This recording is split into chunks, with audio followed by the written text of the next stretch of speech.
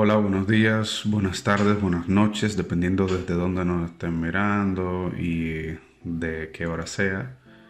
Vamos a hablar hoy de anatomía y proyecciones de la columna vertebral.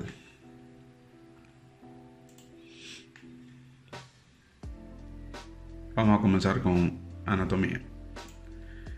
Nuestra columna vertebral, así como su nombre lo menciona, es una columna, puesto que está compuesta por un grupo de huesos llamados vértebras que están montados uno encima de otro, formando una columna.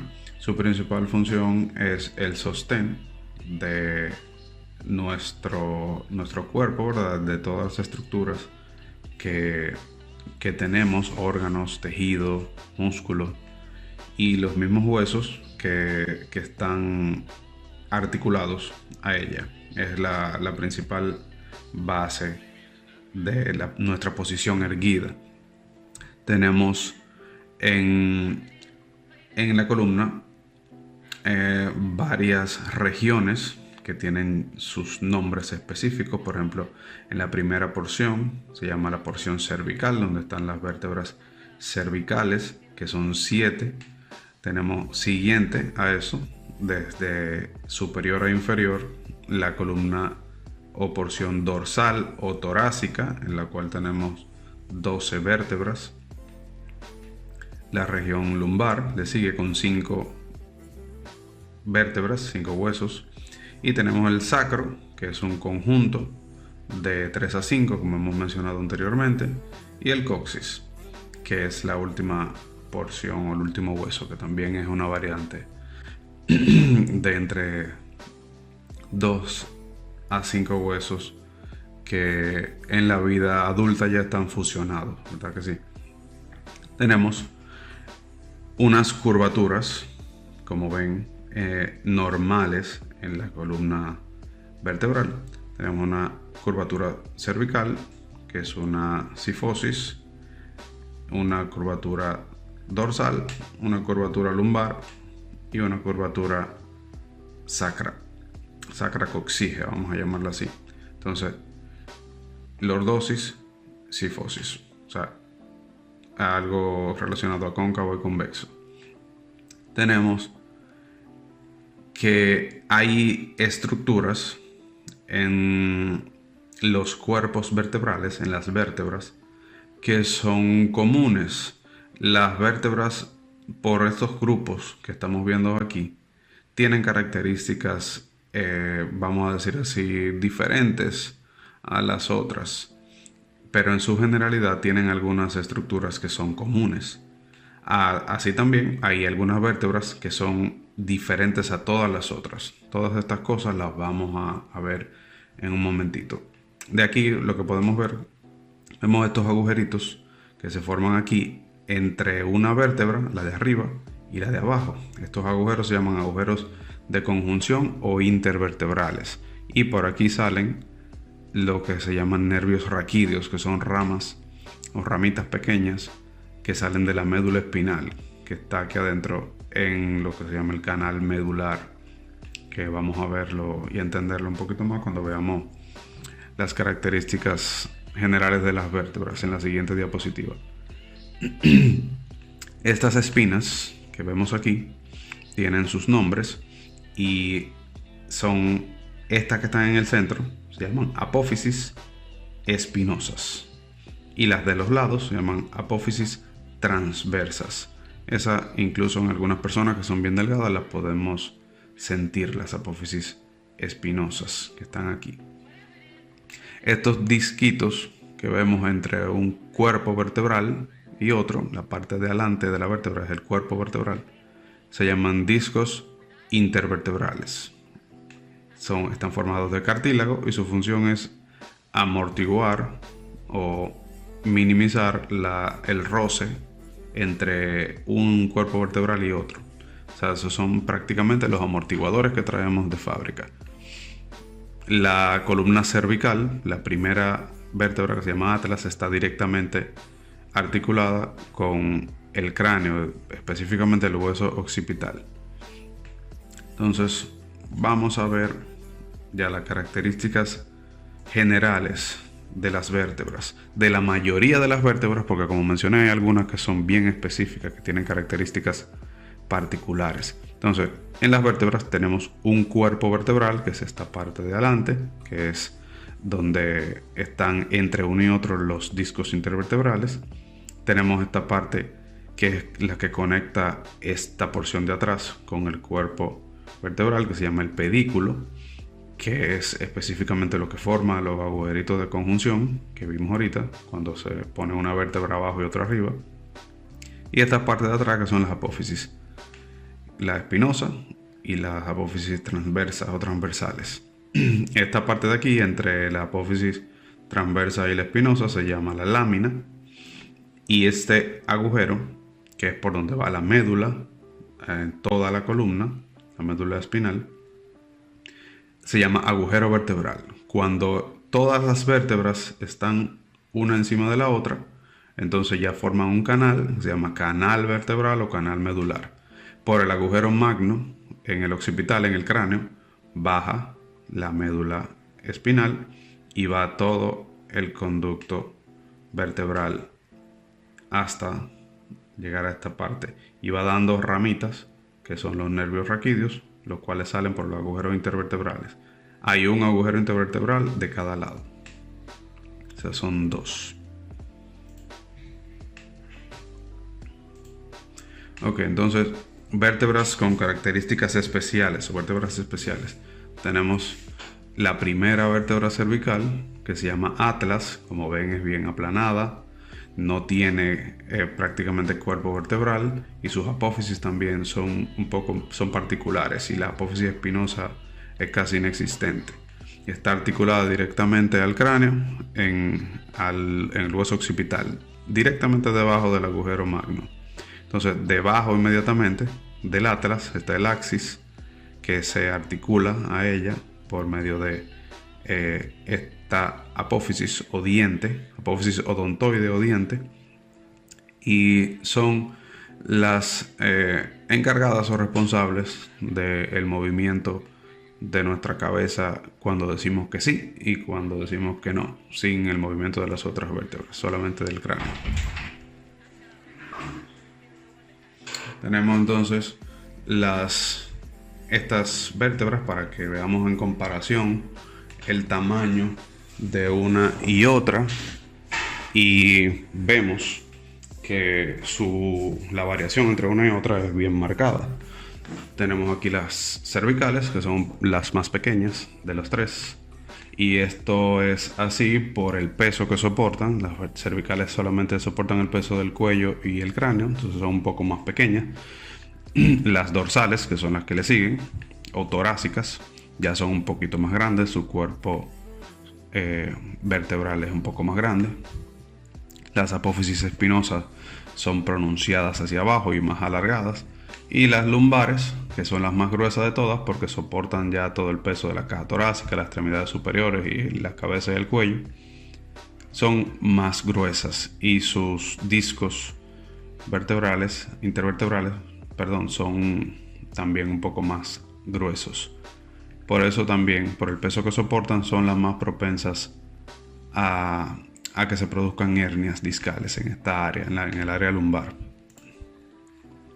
También, con características especiales, en la columna dorsal tenemos la primera costilla, la primera vértebra, la 11ª y la 12ª, las cuales tienen una carilla articular sola para la costilla que se articula en ella. Les explico. Esta media luna que vemos aquí, esta media carilla articular, cuando se junta con la de arriba, forma una carilla articular completa, y en medio de las dos atrapadas está la costilla, la porción proximal de una costilla. Entonces, en esta unión ahí queda articulada la costilla. Entonces, cada una de las costillas, que son 12 de cada lado, ¿verdad?, van articuladas entre una vértebra, entre la porción de abajo y la porción de arriba, en la carilla articular. ¿Qué es lo que tienen de especial entonces con relación a esto? La primera la onceava y la doceava, que estas dos son las dos flotantes, las dos costillas flotantes, que tienen una carilla articular para ella sola, no la forma una vértebra de arriba con la de abajo, sino que ellas sola tienen una carilla articular. La primera, la 11 y la 12. Ok, entonces entramos a hablar de las proyecciones radiográficas ya para la columna. Y comenzamos con la columna cervical. En la cervical, en la columna completa, cervical, dorsal y lumbar, las proyecciones de rutina son AP y lateral, antero-posterior y lateral. Esto quiere decir que aunque la indicación del médico llegue diciendo radiografía de columna cervical solamente, sin especificar esto, las que vamos a realizar son las proyecciones AP y lateral, aunque no lo especifique. Estas son las de rutina en toda la columna.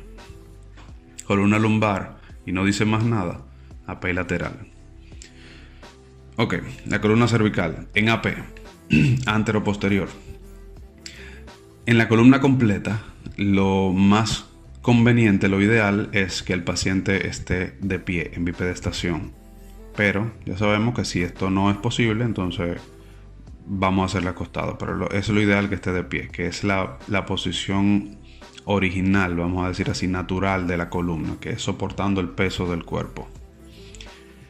En AP va el paciente obviamente pegado a la espalda al buque de pared, mirando o de frente hacia el tubo de rayos X, y entonces en la altura ya del buque de pared vamos a buscar el centro del cuello. Ya dividimos en dos partes, una superior y una inferior, y que esté en el mismo centro. Caso de que nuestro objetivo es que nos salgan las 7 vértebras cervicales completas, y si se puede, una o dos dorsales o torácicas, y la base del cráneo, porque el atlas, la primera cervical, está articulada aquí, entonces tiene que salir un poco de la base del cráneo y una o dos vértebras dorsales. Con relación a esta posición que vemos aquí, el paciente va a levantar un poquito la barbilla para que no interfiera en el área de exposición de las vértebras, y los hombros tienen que estar bien relajados para que no los eleve y levante las clavículas y cambie la anatomía de esta área de aquí.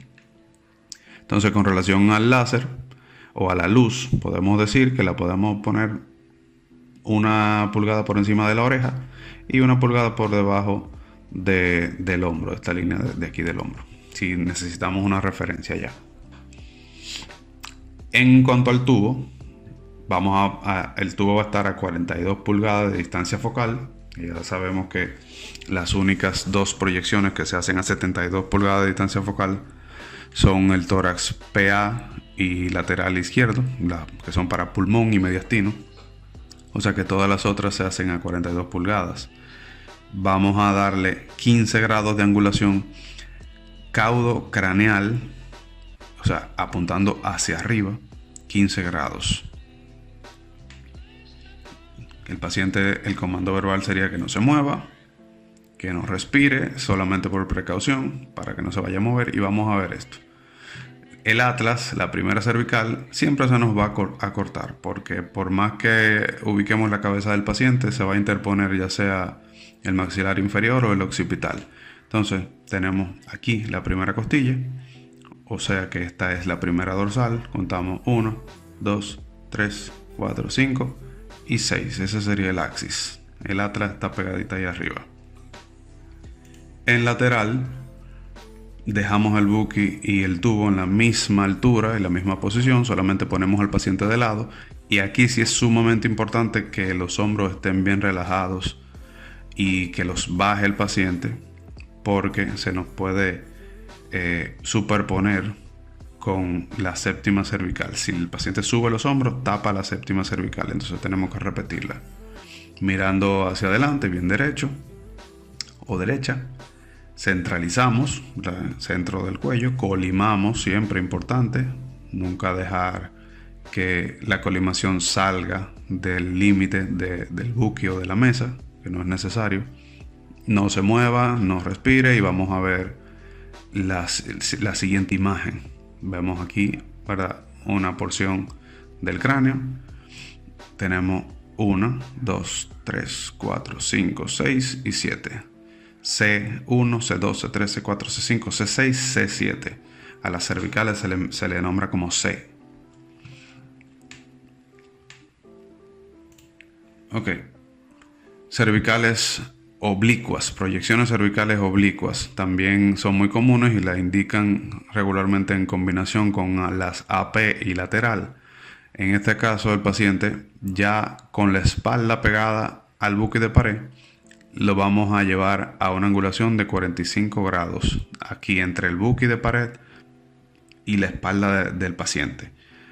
Esta proyección se utiliza para ver los agujeros de conjunción o intervertebrales, qué tan abiertos o qué tan cerrados están. Entonces, esta angulación es sumamente importante para que se vean en la imagen. A veces es difícil hacerlo así al ojo por ciento, como decimos aquí en Dominicana. Entonces, una recomendación, un tip sería que usted fabrique un ángulo de 45 grados, ya sea de cartón o de plástico, con un instrumento de geometría. Lo corta y lo tiene en el área para que se lo ponga aquí atrás al paciente en caso que lleguen este tipo de proyecciones, porque es difícil a veces, si no se da la angulación correcta, que salga la imagen que debe salir, que se vean los agujeros de conjunción. Entonces, la cabeza en la misma dirección que está el cuerpo debe estar mirando la cabeza. Obviamente que no lo hemos mencionado, pero ya es más que sabido que no debe tener el paciente nada que no pertenezca al cuerpo, a su anatomía, ya sean aretes, pinchos, sostenedores de pelo, cadenas, accesorios, nada de eso. Una bata, en este caso, no la tiene porque estamos buscando referencias anatómicas con la foto, ¿verdad? Entonces vamos a hacer derecha e izquierda cuando indican oblicuas. Derecha, el hombro derecho es el que va pegado al buque de pared. Izquierda, el hombro izquierdo es el que va pegado al buque de pared. Vamos a ver en una imagen que esté correctamente realizada algo así. Estos son los agujeros de conjunción, ¿verdad? Columna cervical. Los agujeros de conjunción aquí. Así debemos ver la derecha e izquierda. Si no se ven así, si se ven cerrados, buscamos repetirla, y si nos sale igual, pues puede ser que el paciente tenga una patología, efectivamente, y entonces ahí buscamos otra opinión, otro ojo en el área, algún colega o algo que nos confirme lo que estamos viendo. Entonces, proyecciones de flexión y extensión son bien fáciles, las indican para evaluar la movilidad de la columna cervical en algunos pacientes. Por ejemplo, cuando hay una rigidez del cuello, una lesión deportiva, algún accidente de tránsito, dolor al movilizar el cuello. Todas esas son cosas que nos puede referir el paciente cuando hagamos la historia clínica. Entonces, ¿qué vamos a hacer? También las indican en combinación con AP y lateral, y en algunos casos en oblicua, indicando lo que es una dinámica de columna cervical, que lo vamos a ver en un momentico. Vamos a poner el paciente de lado, igual como si fuéramos a hacer una lateral de columna cervical, partiendo desde ahí. Entonces le vamos a indicar al paciente que mire hacia abajo lo más que pueda, sin doblar el cuello solamente, sin doblar el cuerpo, perdón, solamente el cuello. Esto es flexión, ahí está flexionando. Entonces no se mueva, no respire, hacemos el disparo. Y entonces hacemos la extensión, que es con el paciente le decimos que extienda la cabeza hacia atrás lo más que pueda, sin mover el cuerpo. Y sencillo, vamos a ver esto. Una columna cervical flexionada hacia adelante y una columna cervical en extensión. Siempre debemos ponerle el nombre, extensión y flexión, en la imagen cuando la vamos a imprimir, porque en algunos casos no es tan evidente la flexión y la extensión como en estos casos. Se parece mucho a la misma lateral normal. Entonces, cuando les llegue una indicación, así de esta manera, que diga dinámica de columna cervical, vamos a hacer las siguientes proyecciones: la cervical AP, la lateral, extensión y flexión. Y en algunos casos, que ya ahí ustedes van a averiguar dependiendo de dónde trabajen, de qué país, de qué centro, si les agregan también las oblicuas, izquierda y derecha. Pero el protocolo estándar para dinámica de columna cervical es AP, lateral, extensión y flexión, que son las proyecciones que ya vimos. Entonces, columna dorsal, AP y lateral, bien sencilla. El paciente de espaldas al buque de pared, siempre que se pueda de pie, como mencionaba. Pegado a la espalda, bien derecho o derecha. La cabeza levantando un poquito la barbilla para que no interfiera. Y centralizada en el centro del tórax, entre la última costilla, que le podemos tocar al paciente con su permiso, y la clavícula, que puede ser una referencia que podemos ubicar fácilmente en el centro. Colimamos, porque no necesitamos nada de esta área que se le irradia al paciente. En la lateral simplemente vamos a colocar al paciente de lado, y al igual que en todas las proyecciones del tronco en radiografías, si son laterales, debemos hacer que el paciente levante los dos brazos para que no salgan en la imagen, porque no los necesitamos en la imagen, ¿verdad? Solamente necesitamos la columna dorsal en este caso. Si es convencional, un chasis 14x17, así en vertical. Aquí es importante decirle al paciente que no respire y no se mueva, ya que el movimiento de la inspiración y la expiración puede afectar la imagen. No respire, no se mueva, hacemos el disparo y vamos a ver algo así. Parámetros de calidad aquí y en las otras de columna: que los cuerpos vertebrales se vean bien definidos, que se diferencien. Como aquí entonces nos orientamos anatómicamente, porque deben salir las 12 vértebras dorsales, ¿verdad? Tenemos aquí la última flotante y la primera costilla. Esas son nuestras referencias. La primera costilla nos dice que esa es la primera vértebra dorsal. Entonces 1, 2, 3, 4, 5, 6, 7, 8, 9, 10, 11 y 12. Y efectivamente ahí está la última costilla flotante. En la lateral no lo vamos a ver tan nítido porque tenemos más superposición con las costillas, y en esta área del hombro también a veces nos va a quedar así un poquito más claro, pero colocamos en AP y sin mover buki ni el tubo, ponemos al paciente de lado y por lo menos debemos contar la misma cantidad de vértebras. Columna lumbar, AP y lateral, que son las de rutina, ¿verdad? Muy importante, por esto pongo esta imagen, que el paciente esté descalzo o por lo menos con un calzado que no tenga taco.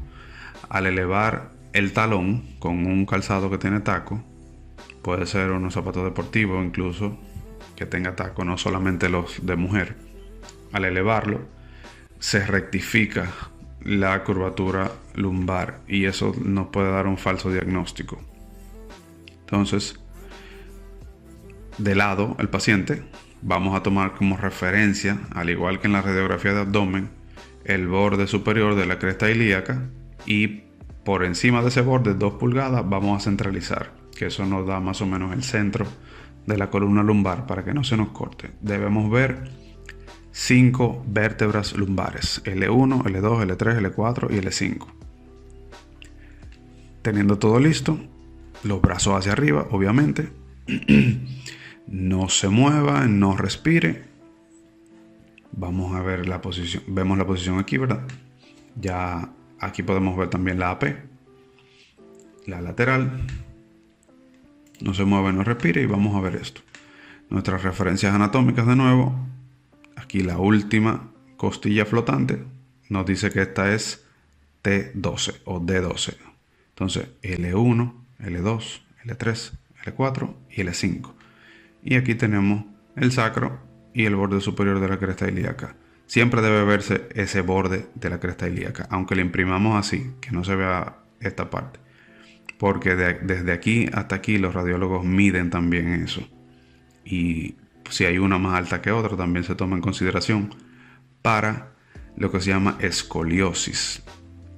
Lateralmente, la columna no tiene curvaturas que sean normales, debe estar recta. Si hay una curvatura hacia los lados en la columna, aparte de las curvaturas anteroposteriores que le mencioné al inicio, estas curvaturas laterales se llaman escoliosis. La columna normalmente es recta. Esas escoliosis son muy famosas. Entonces, en la lateral vemos aquí, ¿verdad? Sacro, coxis, que el coxis no es imprescindible que salga en la imagen. Si se corta, por ejemplo, aquí, está todavía bien. Debe salir por lo menos la mitad del sacro. Entonces, sacro, esta es L5, ¿verdad? 1, 2, 3, 4 y 5. T12. Extensión y flexión para la columna lumbar. Vamos a colocar al paciente a partir de la posición lateral, ¿verdad? Estas proyecciones las indican regularmente en combinación con AP lateral, al igual que en la cervical.